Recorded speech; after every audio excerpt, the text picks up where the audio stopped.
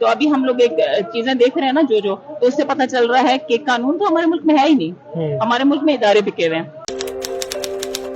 وہ علی گوہر صاحب جو سابقہ چیئرمین ابھی بننے جا رہے ہیں پی ٹی آئی کے، وہ کہتے رہے کہ پنجاب میں بھی ہم گورنمنٹ بنائیں گے اور وفاق میں بھی، ابھی وفاق میں تو نہیں بنی لیکن پنجاب میں نون لیگ گورنمنٹ بنا چکی ہے، تو کیا کہیں گے اس بارے میں اور کیا کہوں، ہمارے 3 حلقوں کا ووٹ چوری ہو گیا ہے، یہ اسلام آباد کا۔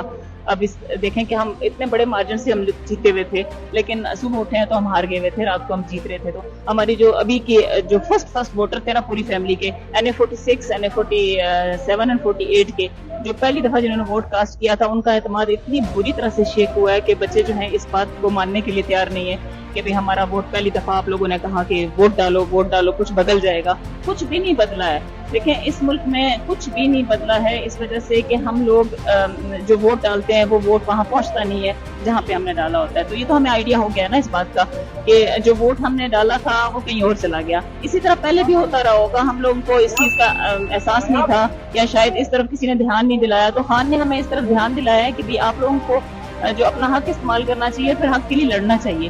تو بیسیکلی ابھی یہی پتا چلا ہے کہ حق ہم جب بھی ہم نے حق استعمال کیا نا، اور بڑے بھاری مینڈیٹ سے ہم نے اپنے جو ہے نمائندوں کو ووٹ دیا، لیکن کیا فائدہ؟ کوئی فائدہ ہوا؟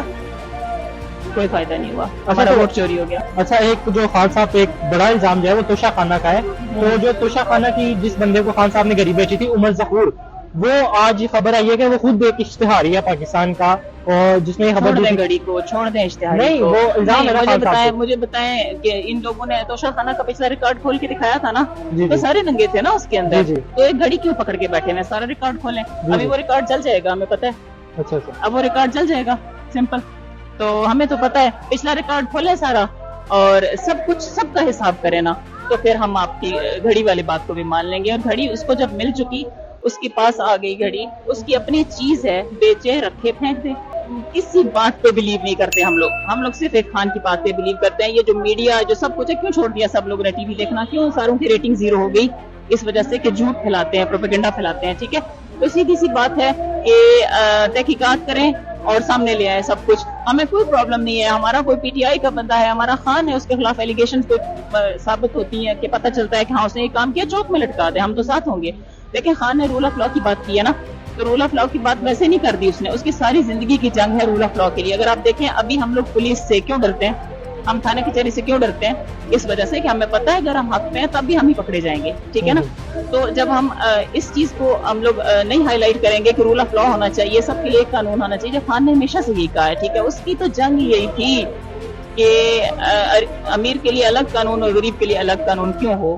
تو ابھی ہم لوگ ایک چیزیں دیکھ رہے ہیں نا جو تو اس سے پتہ چل رہا ہے کہ قانون تو ہمارے ملک میں ہے ہی نہیں، ہمارے ملک میں ادارے بکے ہوئے ہیں۔ بہت افسوس کا کام ہے کہ ادارہ جو ہے نا کسی ایک شخص کی وجہ سے بدنام ہو جاتا ہے، ٹھیک ہے۔ ہمارے اداروں میں کالی بھیڑیں ہر جگہ موجود ہیں، ہر جگہ کالی بھیڑیں موجود ہیں، سارے کے سارے ادارے نہیں ہوتے، لیکن جو بکے ہوئے لوگ ہیں، مہربانی فرمائے ان کو بے نقاب کریں، ان کو بے نقاب کریں، ان کو کہیں خدا کے بندو اپنے ضمیر کی آواز ہی سن لو۔ دیکھیں ادارہ کوئی برا نہیں ہے، شخص برے ہوتے ہیں، ٹھیک ہے۔